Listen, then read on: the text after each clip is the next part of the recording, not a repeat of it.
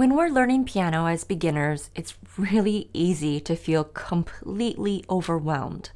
As adults, we have a very clear picture of what we should sound like or what our progress should be. And that's often a very unrealistic picture. We think that we should be able to play for at least perfectly after just months of playing the piano, or that we should be able to read music fluently after just a couple of weeks.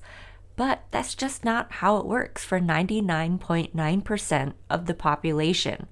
So, what is a realistic timeline for most adults who have busy lives? With consistent practice, where can we expect to be in a month, 6 months, or a year? Let's dive into this topic a little bit deeper. Before looking at a basic timeline, we need to understand why this timeline question, or this how long until I can play X, Y, or Z, is so difficult to answer. Well, first, everyone is different. That's easy to understand. That's applicable to everything we do and learn in life. We're all popcorn kernels and we all pop at different times. And so this timeline question is impossible to answer with 100% accuracy, even if you do everything the right way. Then second, there are many layers in music. There's reading music, note values and rhythms, notes on the grand staff, and other miscellaneous musical notation. That's a huge layer, one that we can learn the basics quite quickly, but to really master music reading can take many years. Another layer is technique, and within this layer, there are many sub-layers that are very subtle. My point is, there are many ways to show improvement, some obvious and some very, very subtle. At the very beginning of your piano journey, you'll feel like you're learning an incredible amount every single time you sit down at the piano. But then progress gets more subtle and slower. Okay, so what I'm about to give you is a standard timeline. You might find that you are way ahead of this or that you're a little behind. I want you to use this as a tool. If you find yourself way behind this timeline, then have a really frank discussion with yourself. Are you putting in the practice time consistently? Are you practicing with intention, or are you just kind of playing through pieces mindlessly? Be real with yourself. And if you're way ahead of the timeline and you're starting to feel like you're not making progress as quickly as you were before, use this as reassurance that you're just fine. Be patient, keep practicing consistently and efficiently. You're where you're supposed to be. And try to recognize the more subtle ways that you're improving. Maybe it's better control over dynamics, better phrasing, less tension, or scales up 2 clicks on the metronome. So with consistent practice, let's say 15 to 30 minutes for 5 days out of the week, I find on average that it takes students about 1 to 2 months to learn all the basics. This includes note values, reading music on the grand staff, time signatures, articulations like staccato and legato, and a few other music theory things like intervals, chords, and what scales and arpeggios are. Basically, about as far as I've gone in my free piano course. At this stage, all of these new skills take constant review. You can read music, but not quickly, and you're not really playing a lot of hands together yet. Then in months 3 to 6, you're developing your technique, slowly learning scales and arpeggios with the correct fingering. Your music reading is getting faster and slightly easier, and you're learning how to convey the musicality that you hear up here to your fingertips. You're focusing on learning how to practice because we know that simply playing through pieces is not really practicing, and you're learning shorter pieces that might take 1 to 3 weeks to learn.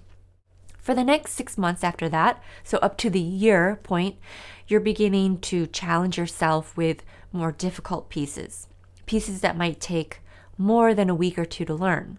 You might increase your practice time to 30 minutes minimum, You're focusing on how to really perfect a challenging piece, and that comes down to better, more efficient practicing habits.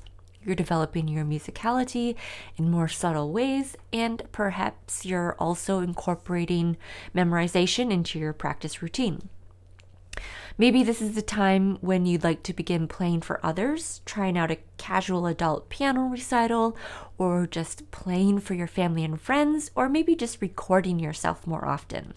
You're developing your hand independence further, you're mastering the damper pedal and legato pedaling, and most importantly, you're starting to focus on your original goals or reasons for taking the piano.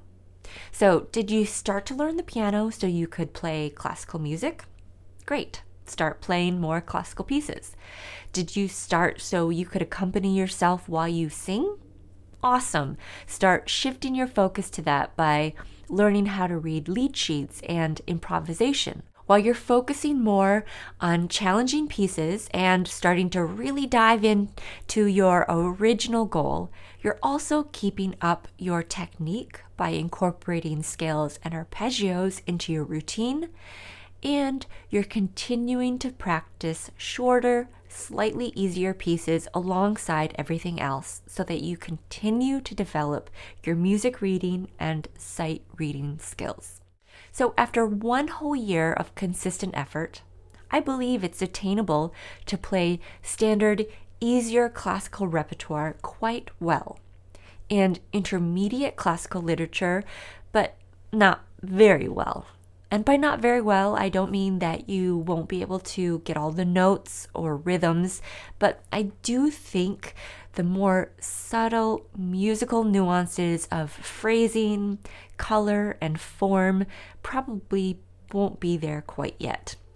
After one whole year of studying piano, you most likely should be able to read music quite easily, be able to play scales and arpeggios up to 5 flats or sharps, but not focusing on speed. Instead, focusing on control and correct fingering, and have a basic understanding of major and minor keys and their key signatures. If you're able to study with a private teacher, your teacher will be keeping track of your progress and being sure that you're working steadily towards your goals. That's why you're paying her. But if you don't have a teacher, a great way to make sure you're staying on track is to follow an adult method book. The most popular are the Alfred and Faber books. And speaking of Faber, I'm going to be releasing a follow-along guide that goes along with the Faber Adult Book 1. And this is going to be released on my Patreon page. So there's a small price to get access to this, but it will be worth it. You'll get a calendar that gives you lessons and practice ideas for Monday to Friday every week. So that's 5 days a week that you'll have me holding your hand, making sure that you understand the concepts presented in the Faber book with practice suggestions, ideas, supplemental pieces, and exercises that are not in the Faber book, and assignments. This is perfect if you're not feeling so confident with teaching yourself, but you don't have access to a private piano teacher. I'll walk you through the entire book, every step of the way. This starts on April 1st, so put it on your calendar, share it with a friend. Visit my Patreon page in April, become a patron, and get immediate access to this Faber follow-along calendar. It's going to be really helpful for you, and I can't wait to share it. Until then, take care, and I'll see you next time.